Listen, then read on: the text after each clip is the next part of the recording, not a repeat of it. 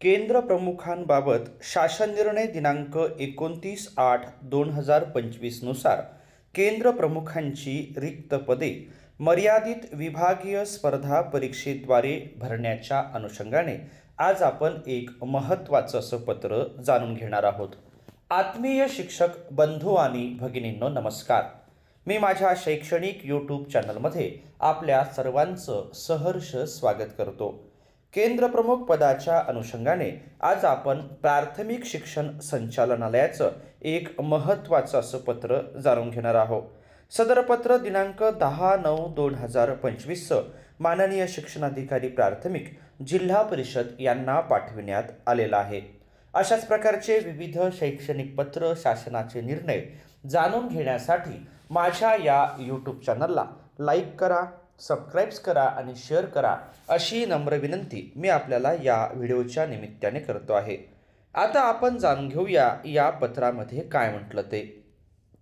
उपरोक्त विषयाबाबत संदर्भ क्रमांक 7 दिनांक 29/8/2025 रोजीच्या शासन निर्णयान्वये केंद्र प्रमुख भरतीबाबत मार्गदर्शनात्मक सूचना निर्गमित करण्यात आलेल्या आहेत। समूह साधन केंद्र समन्वयक अर्थात केंद्र प्रमुख या संवर्गातील पदांसाठी ग्रामविकास विभागाची अधिसूचना दिनांक 18/7/2025 मध्ये अर्हता व पदभरतीचे प्रमाण निश्चित करण्यात आलेले आहे। त्यानुसार पदोन्नती व मर्यादित विभागीय स्पर्धा परीक्षा या मार्गांनी 50-50 या प्रमाणात भरावयाची आहेत। ग्रामविकास विभागाच्या शासन निर्णय दिनांक 28/8/2025 अन्वये समूह साधन केंद्र समन्वयक केंद्र प्रमुख या संवर्गातील पदो दिव्यांगाच्या विशिष्ट प्रवर्गासाठी सुनिश्चित करण्यात आलेली आहेत।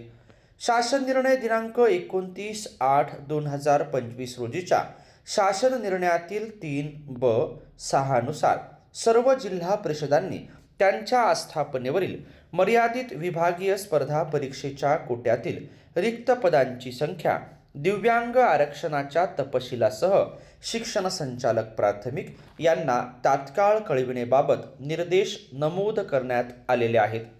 सदरची माहिती संकलित करून महाराष्ट्र राज्य परीक्षा परिषद यांना सादर करावयाची असल्याने खालील विवरणपत्रात केंद्र प्रमुखांच्या रिक्त पदांबाबतची माहिती प्रमाणित करून 2 दिवसात संचालनालयास सादर करण्यात यावी।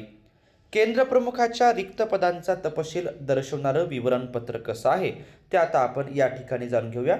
अनुक्रमांक 1, त्यानंतर 2 मध्ये जिल्हा, त्यानंतर आहे केंद्र प्रमुखांची मंजूर पदे, त्यानंतर आहे कार्यरत पदे, त्यानंतर रिक्त पदे। 6 मध्ये आहे शासन निर्णय दिनांक 29/8/2025 नुसार विभागीय स्पर्धा परीक्षेद्वारे पदभरती करता उपलब्ध पदे दिनांक 29/8/2025 रोजीची स्थिती।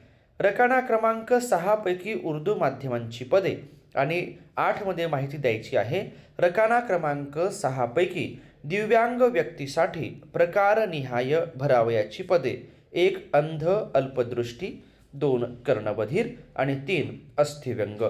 केंद्र प्रमुख पदभरतीच्या अनुषंगाने हे एक महत्त्वाचं असं शिक्षण संचालक प्राथमिक शिक्षण संचालनालय महाराष्ट्र राज्य पुणे यांचं हे पत्र आहे। सदर पत्र आपण या ठिकाणी जाणून घेतल्याबद्दल आपल्या सर्वांचेच मनापासून धन्यवाद।